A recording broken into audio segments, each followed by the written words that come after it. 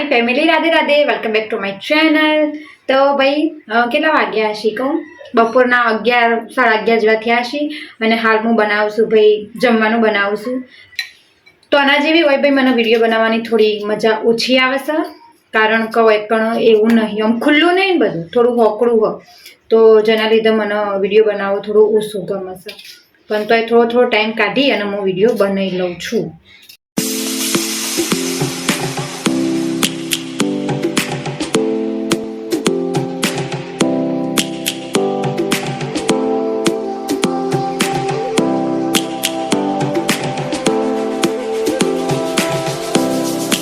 Okay तो जो same blog છે અને અત્યારે ભાઈ ખાસા બધા વાગી જશે, મતલબ અંધારું થવા આવ્યું છે અને અમે ભાઈ આજે જમવામાં કોઈક અસ્તલ આઈટમ બનાવીએ છીએ।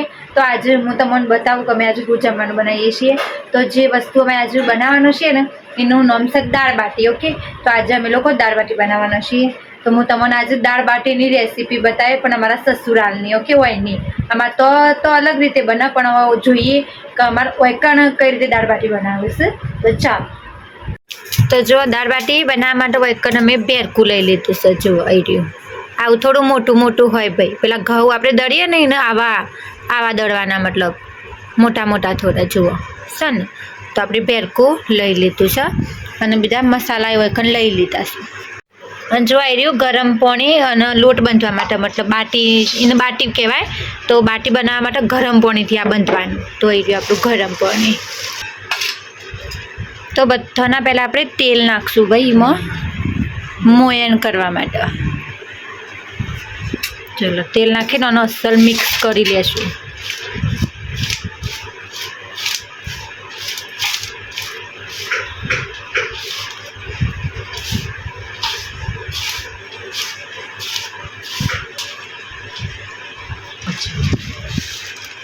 આ છે ભાઈ અજમો, તો એને ક્રશ કરીને નાખવાનો એટલે સ્વાદ સારો આવે। તો એ નાખી દીધો અજમો, હળદર,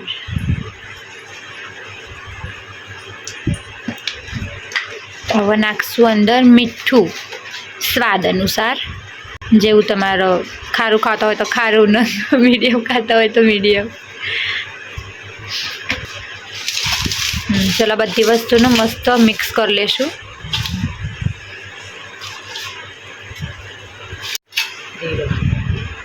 હવે થોડું ગરમ પાણી નાખતું જવાનું અને આનો લોટ બાંધી દેવાનો, લોટ બાંધી દેવાનો।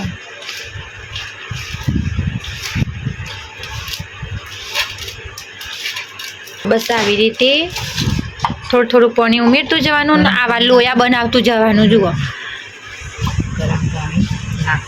અને ગરમ પાણી વધારે રાખવાનું, એટલે ભેરકું અંદર કાચું ના રહે, મતલબ ચડી જાય, એ રહ્યું શેકાઈ જાય ગરમ પાણીથી।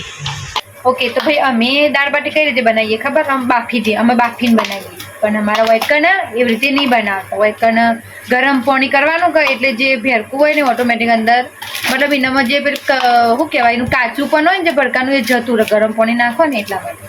તો એટલા માટે એવી રીતે બનતી છે। નોર્મલી તો બાફો તો પેલા ભઠ્ઠામાં બનાવું, ખબર પેલા આવડા ગોળા કંઈ શેકીને બનાવું, એ 2-3 ટાઈપથી ભાઈ દાળ બાટી બને। તો આજે ત્રીજી ટાઈપ છે, 2 ટાઈપ તો મેં જોઈ લીધી અને આજે હું આવી ટાઈપ જોઉં છું। તો હવે ભાભી છે ને બધો લોટ અસ્તર બાંધી દેશે અને પછી એનો મુઠિયો વણવાનો, આવી રીતે પેલો મુઠિયો વણવાનો। એવું ભાઈ એ અલગ છે, ચલો ભાભીની રીત જુદી છે તે એ જોઈએ। દેવાનું કાટકું રાખવાનું લોટ,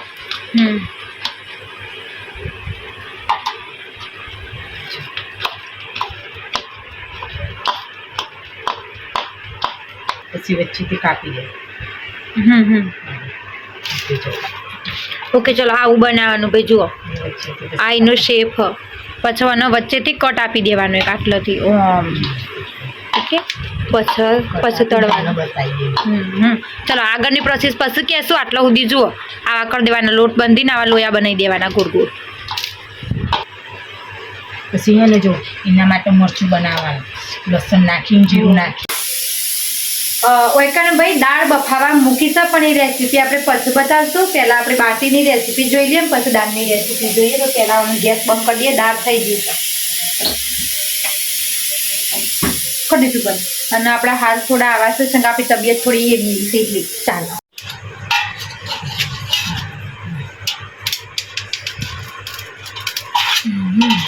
પછી આને તળી દેવાની. જો ભાઈ આવી રીતે શેપ આપી દેવાનો, પછી આનો ગરમ ગરમ તેલમાં તળી દેવાનો એટલે થઈ જાય બાટી તૈયાર.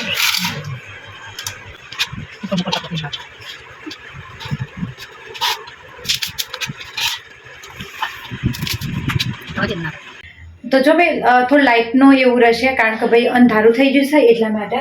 તો આ રહી આપણી દાળ અને આ રહી કઢાઈ જેમાં આપણે બાટી તળવાની છે. ઓકે, તો આમાં આપણે નાખી દઈશું તેલ. અને આ બાજુ અમારા ભાભી છે ને એ મસ્ત મજાની દાળ વઘાર દેશી. તો દાળ વઘારવામાં કશું નહીં, આપણે નોર્મલ બધી ટાઈપની દાળ કુકરમાં નાખી દેવાની, પછી એને બાફી દેવાનું.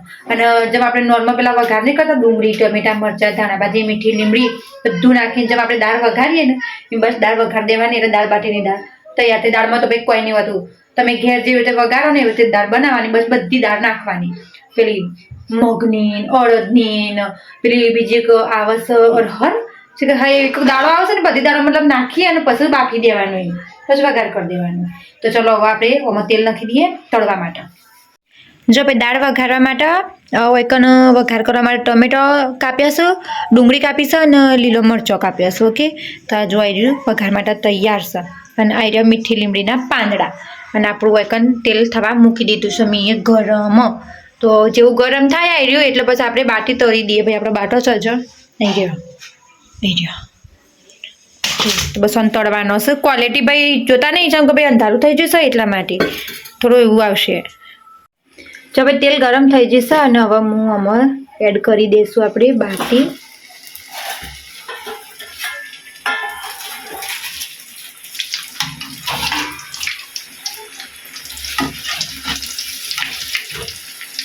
તો જો ચિકન તો આપણી બાટી તૈયાર થાય છે, પણ ભેગી આપણી પેલી લાલ ચટણી નહીં આવતી જે પાઉંભાજીમાં ખો તો બી ચાલે, દાળ બાટીમાં પણ તમે ખાઈ શકો પેલી અલગથી ચટણી નહીં આવતા, તો એ બનાવવા માટે વૈકણની થોડી વસ્તુઓ જો ભાભીજીએ મને કીધી છે તેમાં તમે બતાવજો. જીરું લીધું, લાલ મરચું હોય, મીઠું હોય અને લસણ છે. તો આ બધાનું ભાઈ ખોટણીમાં નાખીને પછી કૂટી દેવાનું અને પછી મસ્ત મજાનું વઘારી દેવાનું. તો આ ચટણી માટે સામગ્રી તૈયાર છે જે આપણે હાલ સાઈડમાં રાખશું. પેલું બે થઈ જાય કે એટલે પછી કરીએ. તો ચલો ફટાફટમાં બાટી ફેરવું ને બળી જશે. જુઓ ભાઈ આ રહી આપણી બાટી જે તળીને મસ્ત તૈયાર થઈ જશે. તો આવી જ રીતે આપણે આ બધી જેટલી પણ છે ને બધી આવી રીતે તળી લેશું.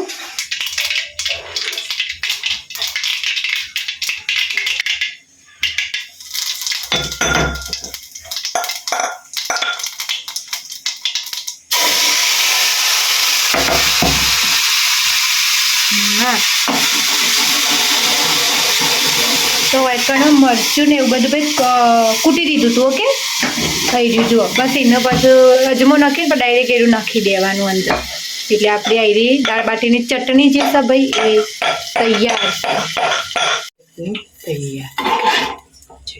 થોડું ચડવા થોડી વાર ચડી જશે કે તેલ છૂટું પડી જશે ને એટલે ચટણી તૈયાર થઈ જશે ભાઈ. અને આપણા વૈકણ આવી રહી આપણી બાટી જે તૈયાર છે. હવે દાળ એકલી વઘારવાની હો. દાળ વૈકણ ઉકળો છે, ખાલી વઘાર કરવાનો છે. ચલો આમાં આપણે હવે નાખશું મસાલા. એ નાખીએ છે મરચું, હળદર. ઓકે, હવે નાખી દીધો અંદર થોડો એક ગરમ મસાલો ભાઈ. અને આ દાળમાં ભાઈ કલર આવે એના માટે આપણે નાખશું કાશ્મીરી લાલ મિર્ચ. આ ફક્ત કલર માટે છે. હા, નાખ્યું ધાણા જીરું પાવડર. ઓકે, મિક્સ કરી લેશું.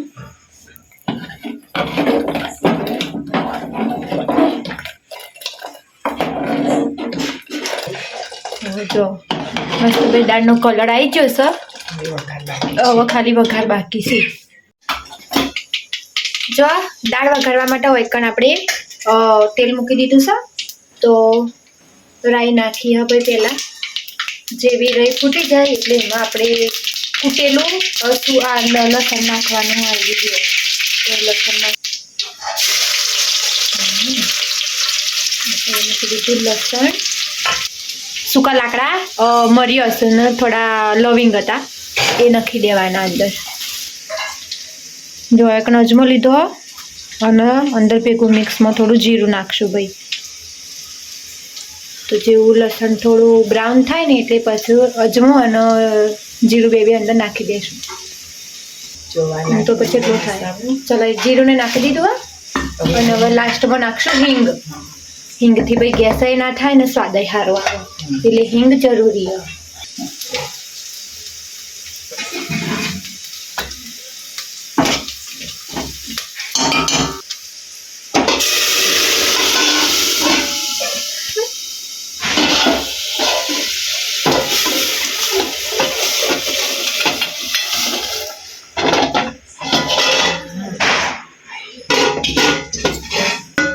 ભાઈ ટોકી એટલે જ રાખશું એટલે પેલી શું કહેવાય વઘાર બહાર ના જતો રહો એટલે આવું આવું ટોકીને ઉકળવા દેશું. જો ભાઈ જમવાનું મસ્ત તૈયાર થઈ જશે અને હવે છે ને જમવા બેસવું છે મતલબ પછી મસ્ત થોડું જમવા બે કે એકદમ હું એની ડીશનું મસ્ત શણગાર બંગાર કરીને પછી હું તમને બતાવું કે અમારી દાળ બાટી કેવી લાગે છે આખી ડીશ સજાઈને બતાવે બરાબર. તો ચલો જમવા બેસે એટલે હું પછી તમને બતાવું. જો આ પાછળ ટીવી ચાલુ હતી એટલે પછી કોપીરાઇટ સ્ટ્રાઇક આવી જાય છે મારે તો એટલા માટે હું પાછળથી બોલું છું. તો જો આ રહી દાળ બનાવી હતી પછી આ રહી આપણી જીરાવાળી છાશ આ રહી આપણી મસ્ત મજાની ભાઈ બાટી હંગાતી લીધી છે થોડી એક ડુંગળી અને આજે આપણે પેલી ચટણી બનાવી હતી ને એ રીએ તો આપણી ડીશ તૈયાર છે ભાઈ. તો જો ભાઈ આ હતી અમારી દાળ બાટીની મસ્ત મજાની રેસીપી ભાઈ. ખાસું અંધારો થઈ જશે ને તો હું આજ તો વિડીયો બનાવવાનું મૂકતી નહીં ભાઈ. ઓમ કશું ના મળે અને મળે એટલે ઢગલો બધું મળે. તો બસ હવે વાસણ ઘસીને અમે બેઠા છીએ મસ્ત મજાનું જમી લીધું છે અને નવી ચાદર પાથરી ભાઈ જો. અરે તો આ મારો રૂમ છે ઓકે છે એનો ચોકડો ટીચુકડો અમારો રૂમ છે. તો ચલો મસ્ત મજાની દાળ બાટી ખાઈ લીધી છે અને પેટ ભરાઈ જશે અને હવે થોડી વાર એડિટિંગ બેડિટિંગ કરી અને બસ ઊંઘી જઈશું. અને બીજું કે તમને મારો આ દાળ બાટીવાળો વિડીયો ગમ્યો હોય તો ચેનલને લાઈક શેર અને સબસ્ક્રાઈબ કરી દેજો. હા આજ રાધે રાધે.